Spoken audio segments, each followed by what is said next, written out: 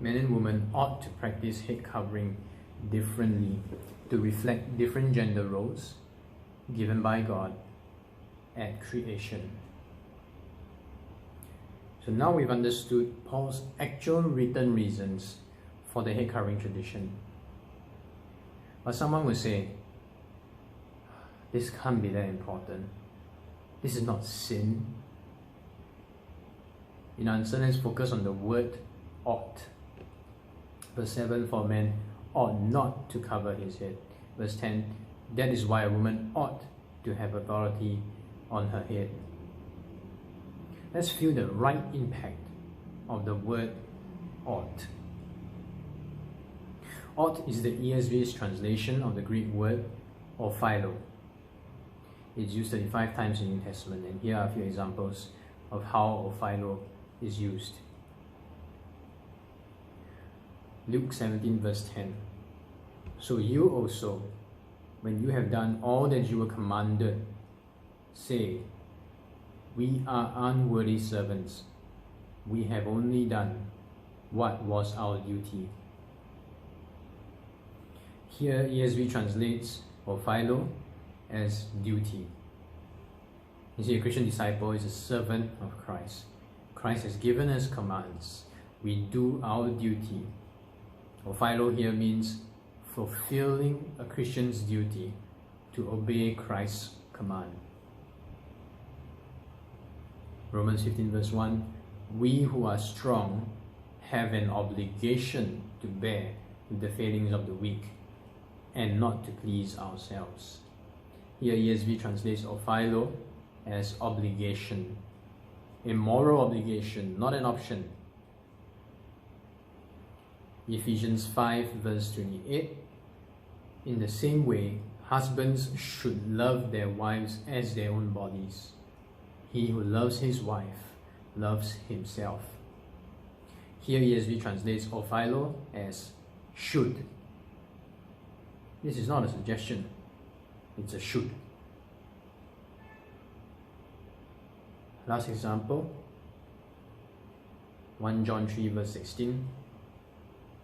By this we know love, that he laid down his life for us, and we ought to lay down our lives for the brothers. Christian love is not an option, it's an obligation. So when Paul wrote verse 7, for a man ought not to cover his head, and verse 10, that is why a woman ought to have authority on her head, it's a should, not a suggestion. It's a must, not a maybe. It's a moral obligation, not an option. It's fulfilling a Christian duty to obey the commandment of Christ given through his Apostle Paul.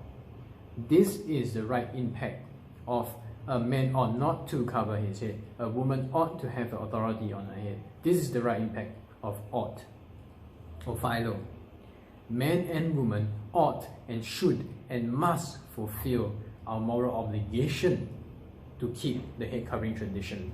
It is our Christian duty to obey the commandment of Christ given through his apostle, Paul.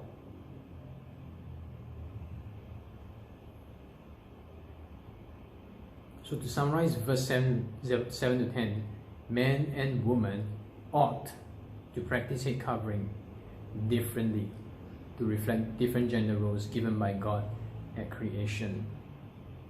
This is not an option for us.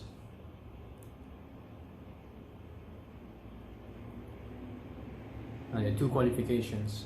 Just in case we take the Apostles' teaching on male headship too far and overemphasize male authority such that men are considered a higher human species and women considered a lower subhuman species, the following qualifications are needed.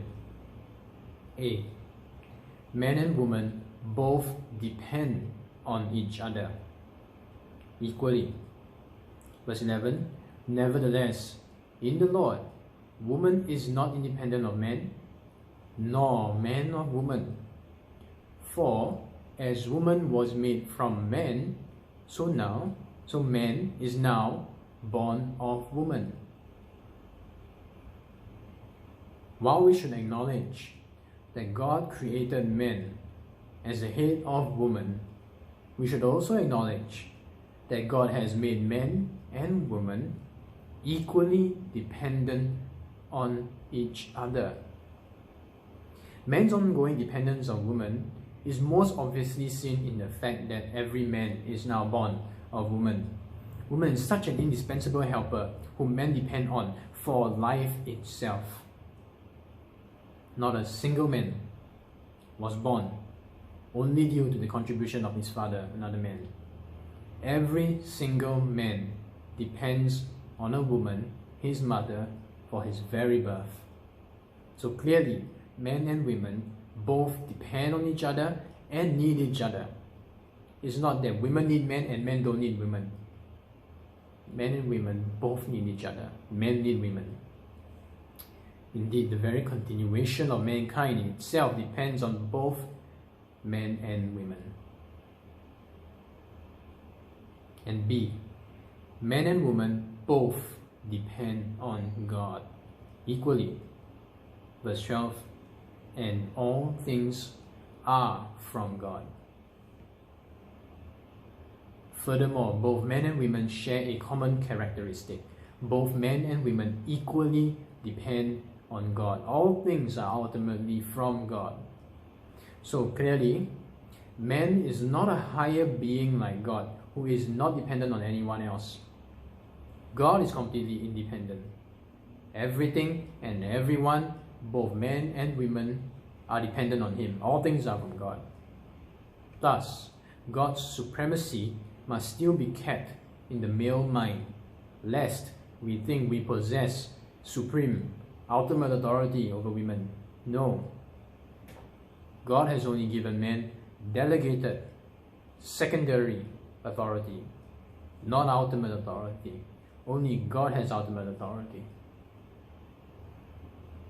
Thus, the two differences between men and women, verse 8 and 9, which were established by God at creation, they are not the only facts to be remembered.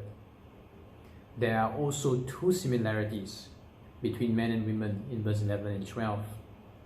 So these two qualifiers prevent a wrong sense of male superiority or female inferiority from developing among God's people. But notice, Paul did not nullify the command on head covering.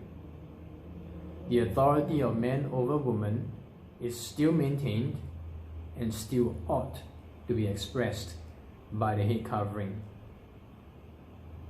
In short, verse 11-12 qualify but do not nullify the gender distinctions based on God's very good creation.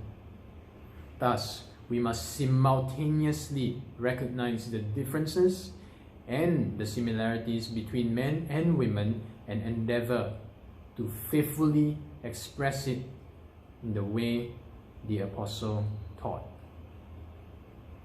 Men and women ought to practice head coverings differently to reflect different gender roles given by God at creation. And simultaneously remember, men and women both depend on each other equally, and men and women both depend on God ultimately.